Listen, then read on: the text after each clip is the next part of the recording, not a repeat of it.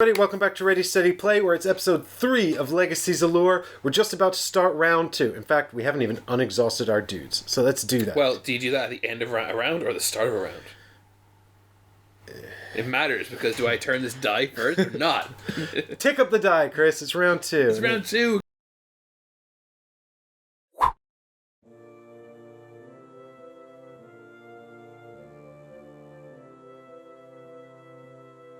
I get rid of this stupid disarm token. Get out of here. And your buff goes too. I keep it. No, I need him. This is where I discover that I definitely should not have charged forward with Pegasus. I don't know. I think I was worried that you were going to put the Pegasus somewhere where he could fly and charge and kill something valuable. I remember thinking at the time you were overestimating the Pegasus threat.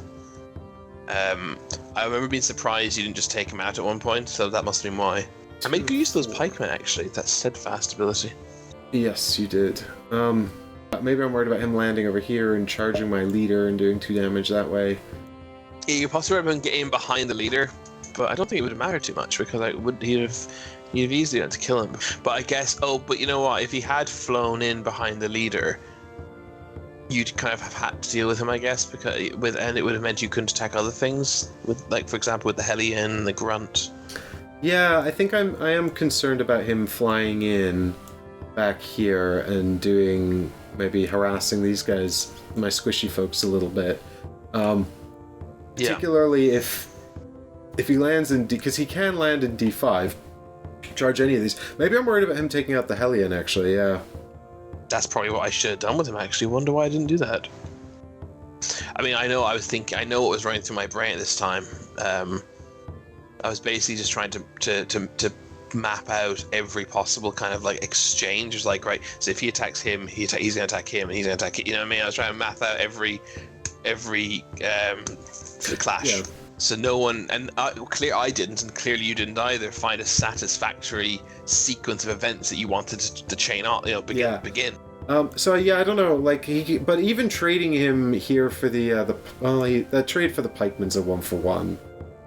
But even so, like if I trade him for the pikeman, and then you hit him with the Ultra Knight, like that's the Ultra Knight exhausted for a whole round, and you're taking out a unit that's already acted. So that's actually still a positive trade for me, I think. And that's what I was thinking of. That's for example, that definitely had occurred to me. I was aware of my inability to take out the Manticore, the Troll, and the things like that without in one go. You know, and I knew I had to throw units at him. Yeah, absolutely. And I think we talk a lot about material in the playthrough, the sort of the gold value of the units and making these good trades of 4 gold for 9 gold, etc.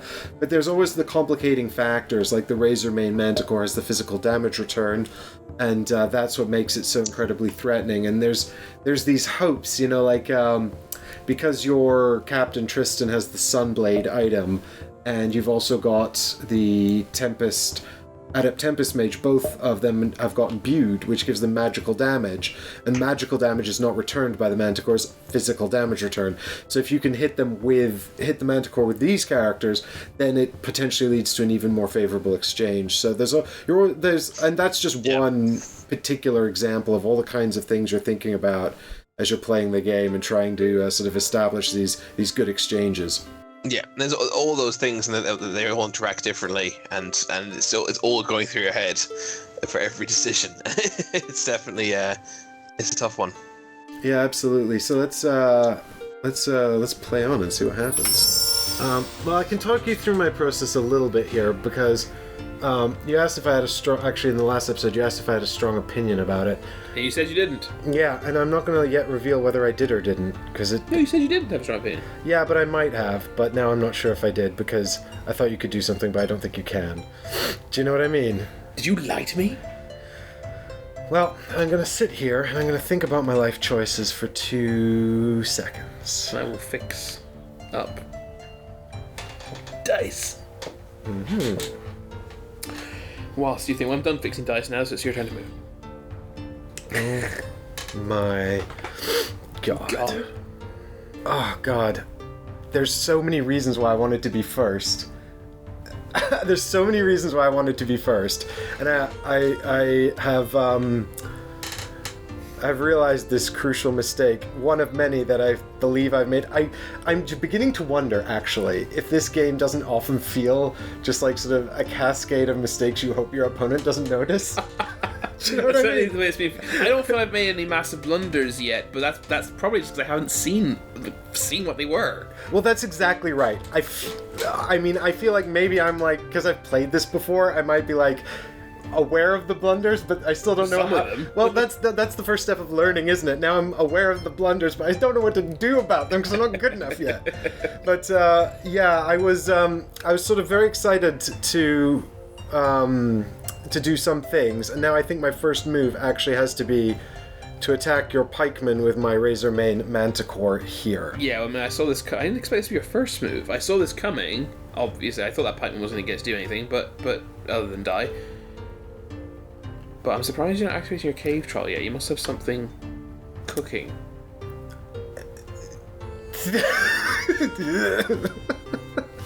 So I'm gonna come in here and kill this pikeman anyway. That's 4 points back on the board. So now I'm 3 down. Pretty major, frankly. I have made a first move, so it's now. I mean, over to you. Yeah, I feel that arresting. Right. Yeah. So I mean, surely arresting the cave troll is the only. I mean, I'm worried about the fact that you didn't hit me with him. But then again, I talked through his options, and maybe none of them sounded appealing to you. I can see why it's not particularly appealing to hit either of these guys. Weird enough, because then you just die on my turn. Well, I think there's several things that sort of go on here. One of which is that I think it's kind of impossible to be completely safe, and you're always going to leave yourself open to some vulnerability somewhere. And you have to sort of effectively prioritize the attacks, I think. I suspect this is why the game is sort of played with a chess clock when it's played competitively, because you can just think about it as... Yeah, maybe we should have done that. Ad nauseum. Well, we can. If you guys want to see us play on Tabletop Simulator, leave a comment down below. Yeah, we can do that. We can try the competitive game on there with the chess clock. But the mistakes we'd make. Oh, it'd be Blunder City. It'd be hilarious. It'd be possibly. It might also be impossible to follow because you get 25 minutes per player. So,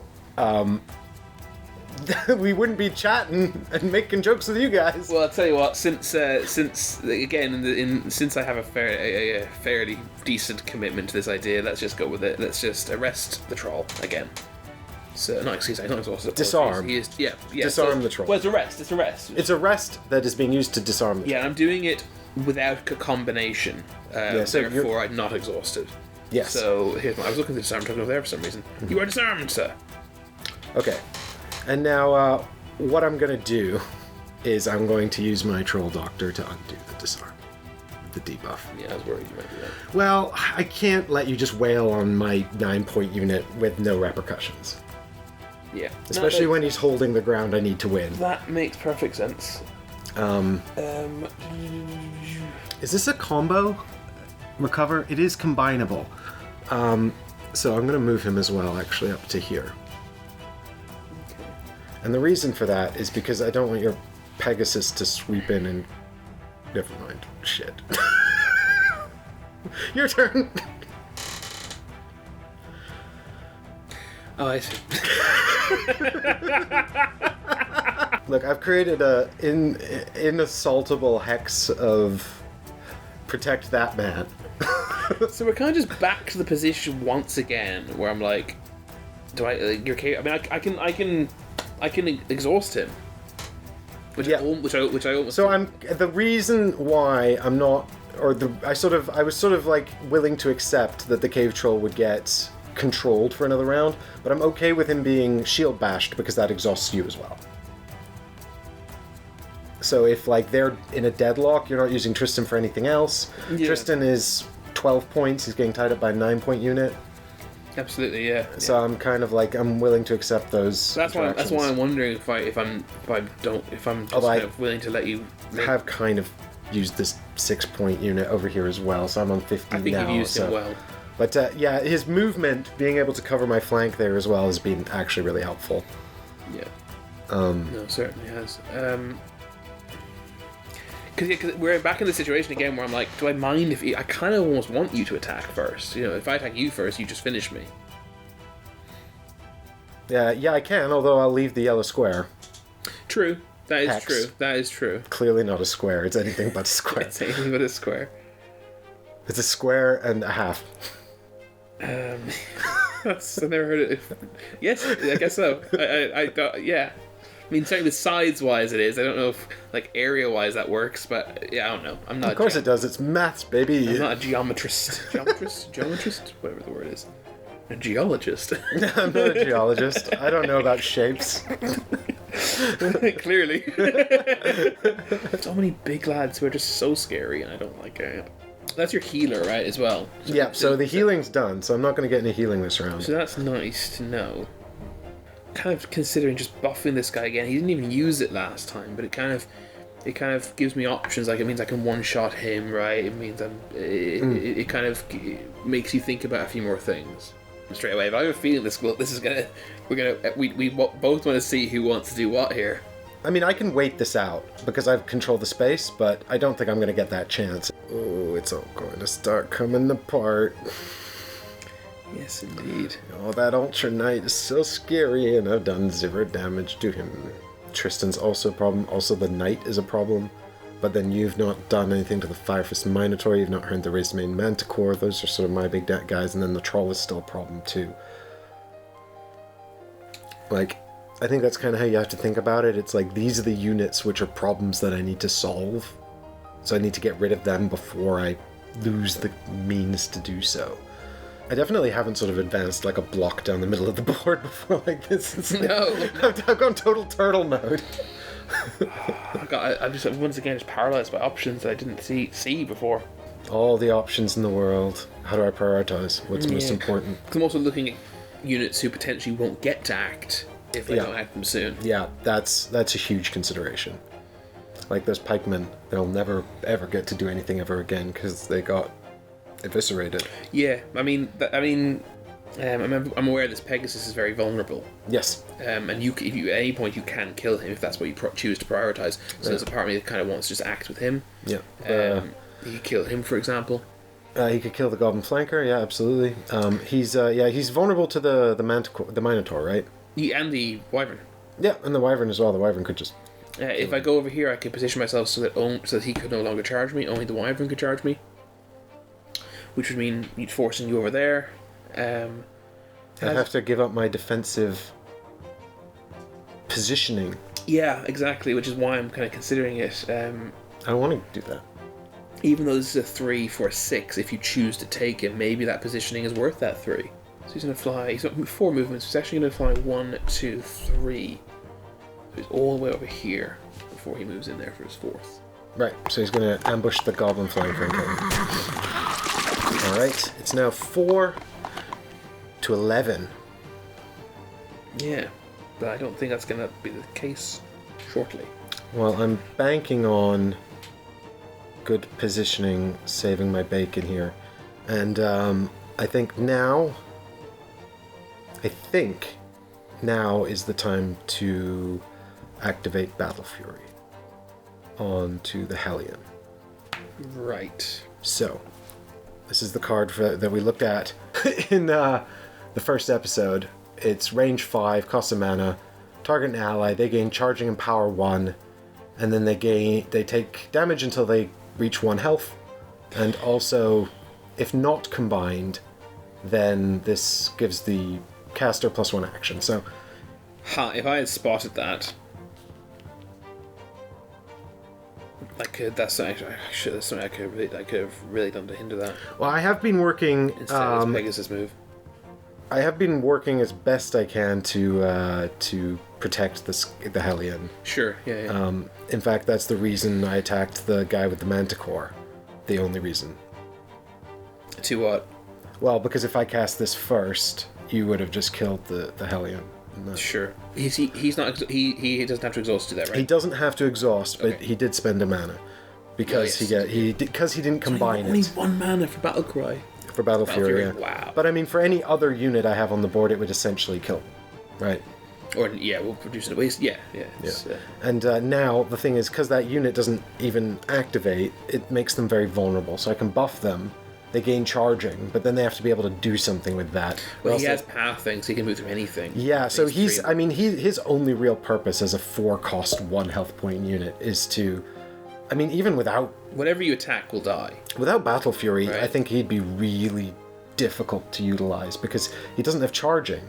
So he can just go stand next to anything, and anything kills him without retaliation. Well, you stand next to something that's already exhausted, and then hope you get the first activation, I guess. Or even the threat of him potentially having the first activation could be enough, right? Well, that's absolutely the game, right? It's like by sitting him next to someone, I now force you to deal with him instead of something else you might want to do. Instead of activating the K-Troll or doing the arrest or whatever it is. Yeah, instead of something else you might want to do. So he definitely doesn't need that to be valuable.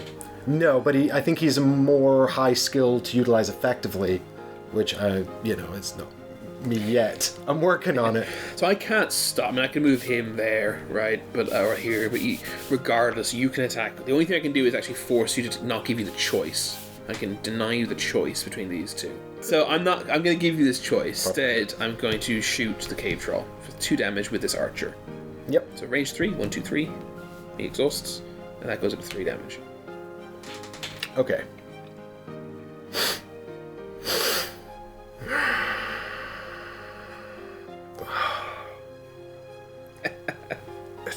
You gotta kill the Ultra Knight, right? The problem is Tristan is such a bummer in the end game because he just shuts everything down.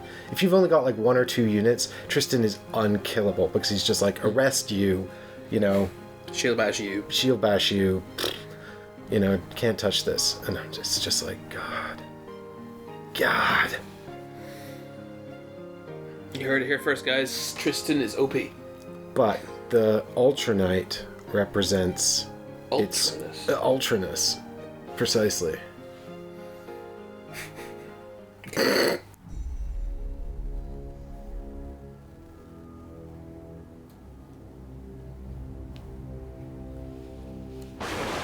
Chain lightning. Ta-ta. 3, 2, 1. That's gotta be it. So that's 3, 2, which reduces this down to 1, and then 1 on this guy. Yeah. Okay. Big play. There's 2 mana. So he's down to 2 mana left. Yeah. So you've given me the opening of just finishing him off, obviously, but then he dies as well, right? You don't take damage back. No, but nice attempt to save there, buddy. Oh my god, it's all his health. 7. What? So, do I heal him? Giving me a chance to utilize the cave troll. Yeah. Ugh, my goodness. Oh, I don't like this. I do like it. I don't like this, but I do like it. Well, the good news is this will be immortalized on the internet forever, and once this game comes out, people can start playing it. They can start leaving comments letting us know whether we did or did not do the right moves. So that's not the right... I can't believe not dealing with him is clearly not the right thing to do. But here's the other question. Can I get a more faithful trade? Possibly not. If I heal him, you then get to act with... Oh, hang on. Maybe I do heal that. No. Oh, goodness me. Do you mean if you heal Ultra Knight? Yeah. Then, sure, you get to whack me with whichever one you choose. You also have this bloke. Grunt. He's just hanging out. I wouldn't worry about the grunt. So even if I heal you, let's say I heal you, you do 5 damage to me. Yes, I would actually kill you, that'd be great. Or alternatively, you do 5 damage and you die either or. I would then have I would take 4 damage, having been on 1 damage, which would bring it to 5 damage, which means he can kill me. Then he can kill me. That's a big deal. That's a very big deal, in fact.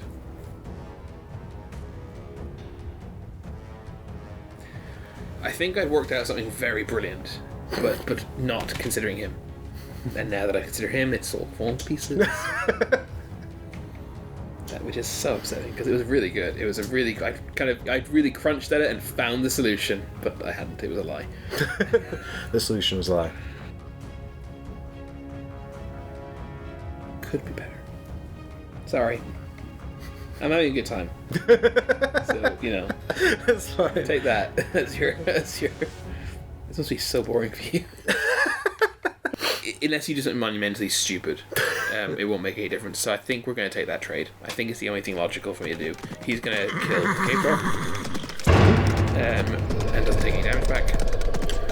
Some gold. So Nothing you're can go wrong now. in here and you're exhausted. Yeah, and nothing can go wrong now. It's fantastic. Nice.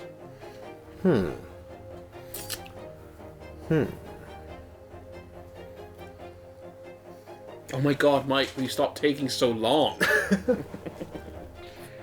are you doing? Just checking his Read value. What are you doing? Checking his What are you value. doing? Come on now, stop it. Yes, I am trying to plan out my next turn, but the problem is it just gets completely thwarted by what Mike does every time. I don't think there's actually a choice No, other than moving I really the don't think Hellion so. around here and taking the Ultra Knight.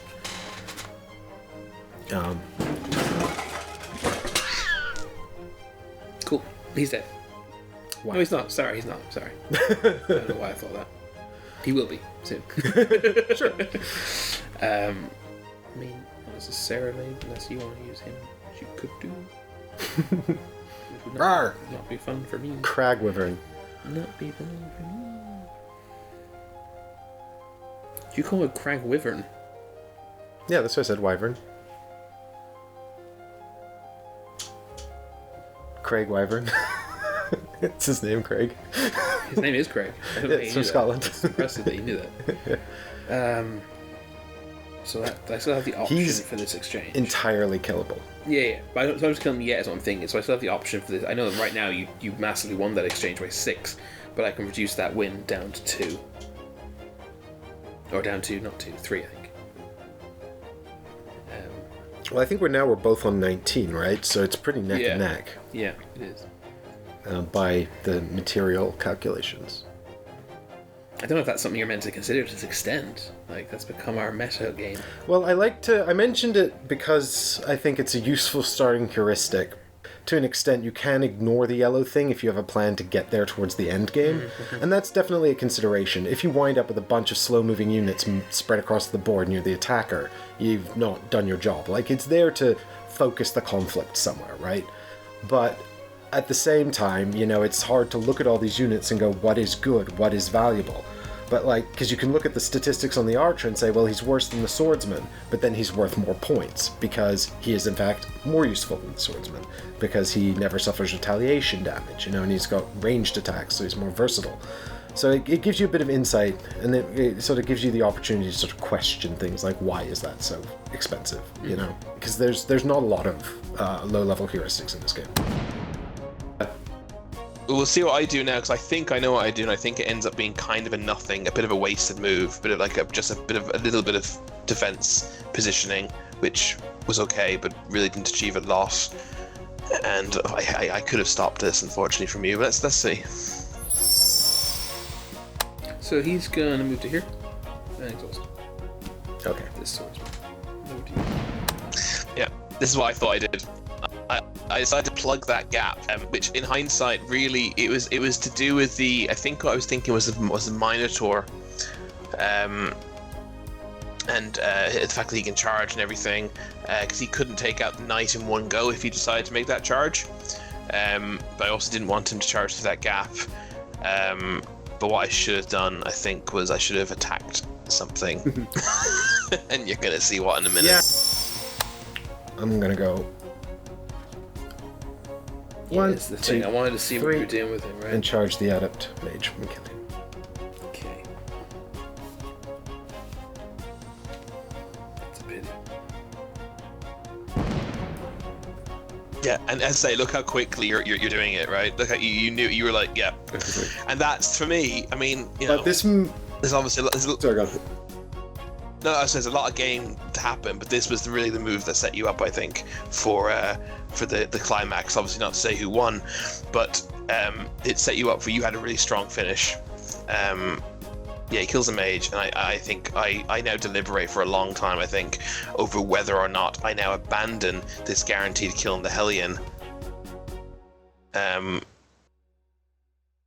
I basically have to decide now whether what resources I want to put retreat into the rear guard to take care of that dragon, because that dragon is just going to fly around killing everything in my rear guard. And I think I was actually very nervous about this move, and actually in hindsight I'm not entirely sure why. I mean, I know why I was nervous. What I was nervous about was your knight charging can now charge my hero. I've left that hero open to being charged, but the knight doesn't even kill him because he takes him down to 1, I think. So I don't even think, and I don't even know if did I end up doing that? I don't think you did I can't that. remember. I think because I'm not even sure if I considered it, because like when you did put the dragon there, I panicked. Like that was really devastating. It was as much of a psychological blow to me as it was a gameplay blow, a mechanical gameplay blow to me. I was just like, oh my god, it's a battlefield and you've just gotten a guy around the back. It's devastating. It's tactically such a brilliant position you've now moved yourself into, and I'm now playing catch up. Like I'm now it's not damaged. I've gone from this exchange, which I was reasonably content with, to pure devastation in my backfield, and I now have to somehow just damage control this. Craig likes to eat mage. That was a mistake on my part. Yeah, his presence there is just going to be now an everlasting problem, because he can just start killing stuff. It feels very faithless to say that's a winning play, but I think it might be. Well, I need someone to deal with your back row, which means it's got to be him or the flanking goblins, and they're all dead. Yeah, but the fact that I've now let you get in there, I think, quite so perfectly is really big problem. It's not too late, actually. Do you know what? Tristan could just walk backwards and kill him. Well, essentially, yeah, but he's Oh, he doesn't have charge. No, he doesn't have charge, exactly. He has to. He could move. He could like disarm you, whatever. He can move back now and this turn, and then be ready next turn to do a disarm, rest or whatever. Yeah. It's not like totally lost. It's a huge deal for me. Yeah, 100%. I think I've definitely lost any upper hand that we may have thought I had. So he needs to die, as we've established. I think you should leave him be. And he needs to be not really, super available for you to just continuously attack. If you kill one more thing, that's bad. But it's not as bad as if you kill all of them. One. Leave Craig alone. He just wants to eat the back row in peace. Is that Craig? So I think I will. I think I'll do shield bash. I think I'm pleased myself that I've thought of this. So I'm going to go for it. Just bash the Skorkalion. It's killed because it only has 1 hit point. And I retreat. And then, yep. And now you're exhausted, right? Whatever. And you lose a mana. Shield bash costs a mana. It does, yes. Okie dokie. Okay. Interesting. I know it's interesting. That's why I did it. Just wondering about charging your Pegasus with my Minotaur. I know, yeah. I'm so tempted to do it, but it puts him so far away. That's one of the reasons I ended up doing it, because I was like, because I knew it kind of gave you that tough decision. It puts him so far away, and he's just like not in the fight anymore, and it's just a very upsetting move. I don't know how you've wound up with 9 cards and I've got 7 as well. But because this bloody knight's cost, material-wise, are pretty similar. Yeah, I've killed 3, and you've got 9 left, and you've killed 5, and I've got 7 left. And yet, I feel you're in a better position. It's weird. Yeah. Do you know what, though? I think if I don't kill that Pegasus, I'm really going to come to regret it at some point. Could happen. He has lots of movement. I mean, he's so far away. And he's such low damage. He's such low damage, but... But what else am I going to do with the Minotaur? Right now. Well, I mean, I could kill the pikeman, I guess. He hasn't activated, but he's not next to anyone, so he's just moving. You know? Mm-hmm. And then I could kill him anyway. I can't charge the knight because he's too far away. Nope, you only have 2 when you charge. 4 when you move, 2 when you charge. Sorry, 3 when you move, 2 when you charge. If I don't deal with that Pegasus, though, is he going to become a Craig and really annoy me? I mean, I don't, not to the same extent because he can't insta-give your stuff. Yeah, because he's 2 damage, and my back row is 3. Everything's 3, whereas I'm everything 1 and 2. Yeah. Or almost everything was 1 and 2, yeah. You're 3. I think to an extent, I'm really thinking about sort of like next turn and stuff like that. And so with that in mind, I think it's time for the Fire Fist Minotaur to actually start Fire fisting? doing something with his time. So I think charge the pikemen. And Kill him. yeah, they're dead. And now he's sort of in a much more prime location to be scary and annoying. This is a tough one because I have stuff I can do, which is, you basically are out of useful stuff to do. Whereas I'm largely out of useful stuff to do. I've got something I could do which would be mildly beneficial, but I'm trying. So I need to decide how badly I want to go first, right? Mm-hmm. Because you've acted last. So if I pass now, and if I commit to passing, I will go first next turn. Yeah, 100%. But if you do go first, then Craig might just leave. I mean, if you don't go first, Craig could just leave. Yeah. That's why I'm potentially want to go first, right? So I can kill him.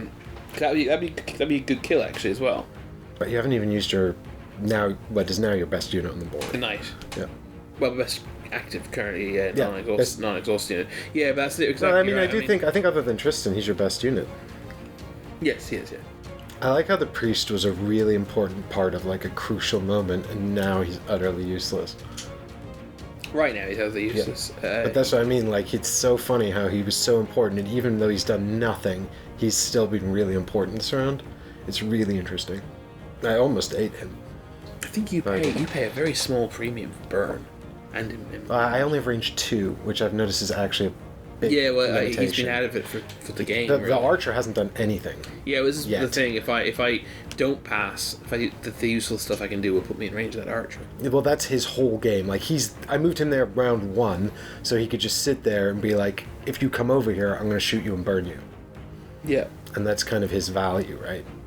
So positioning is like super important.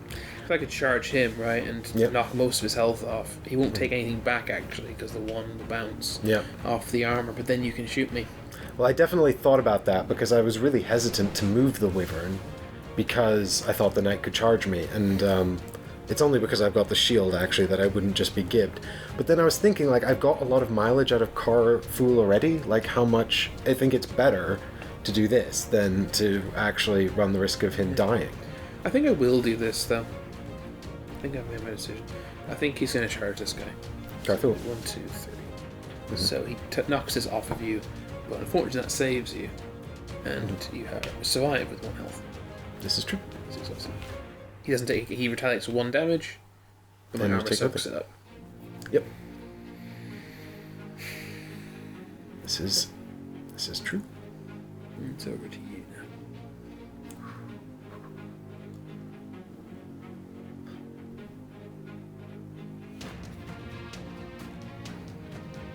Okay, I think there's not a better thing for him to do other than shoot the knight, so he'll just shoot the knight. So it's 2 damage and a burn. 1 goes through and a burn. But they both go through because it's imbued. He's got burn. Oh, I forgot that. Yeah, see, that's weird. He goes burn and imbued for 1, but yeah, the range is a big deal. Right. Damn. I could heal it. It's a tough decision, right? You can still heal with the priest. Now the priest has value again! Yeah, you see, but... Maybe I should have waited! Oh, that is annoying. But you couldn't have waited. Yeah, I've got the grunt. Oh, yeah, so you do. Yeah. I could have delayed. But the question is, do I want to go... How about... If you want to go first, you can't heal the knight. Yeah, that's real interesting. I do want to go first, unsurprisingly.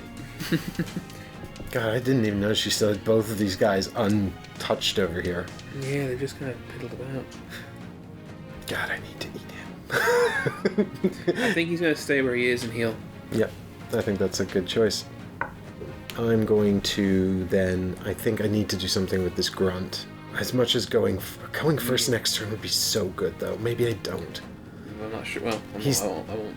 Yeah, he's kind of useless where he is, though. That's the thing. Like, And there's a lot of nice things I'd like to do with him. I mean, I'd really like to stand here and be positioned right next to your archer for next turn, but you'll just whack me here. Do I care about that? Because I won't die, and then I'll deal 3 damage back to you. Exactly. Maybe we can just go back and forth. This is kind of an equal exchange, really. I mean, you could deal with him with Tristan, but then you're ignoring Craig. Oh, God. Do you know what? Actually, you sound exactly like me. I do like this. Okay, I've actually just take the fight to your side of the board. I've actively crossed the whole board. Are you is that locked in? Yeah. Okay, so now I can talk openly. So you've given me a tough decision again, because I can buff him and kill him. Oh, that's true. But I won't go first then. Then you won't go first. But you'll be dead. I will. It's a game, man. But I think I can't. I have that. That's a blunder on your part. I feel. And I feel I need to take advantage of that. Think maybe, it might be right? Maybe it's not a blunder on your part, but I think it is, right?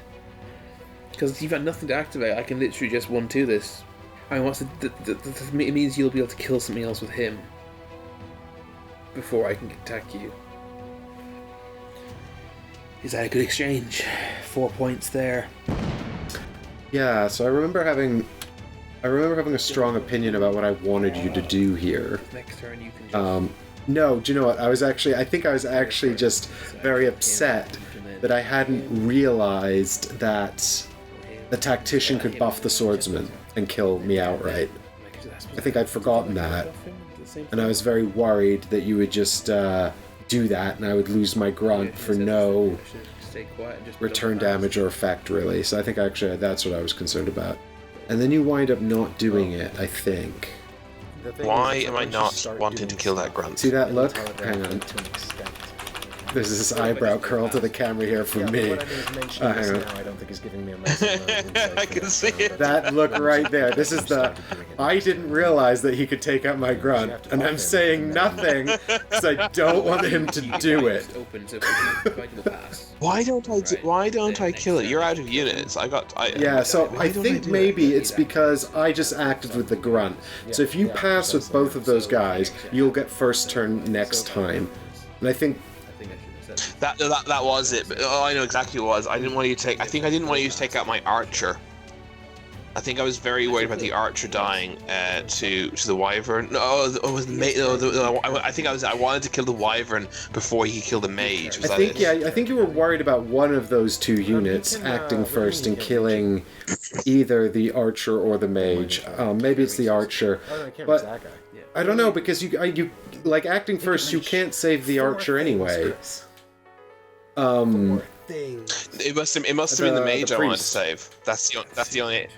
Yeah, that's the only explanation, because he was my healer. I must have wanted to keep him alive. I think that's the only explanation. Which is kind of funny, really, because you then basically sacrifice him later anyway. Yes, I sacrificed him later for, and it could have been any unit that did that job, but actually that sacrifice works out exactly as I wanted it to. I think I believe that's the decision I was. I mean, it's also possible that at that point that I make a massive blunder. But basically, I decided it was super important for me to go first next round. That's kind of what it actually boils down to. I thought it was so important that I would rather keep that guy, the orc, alive. Mm-hmm.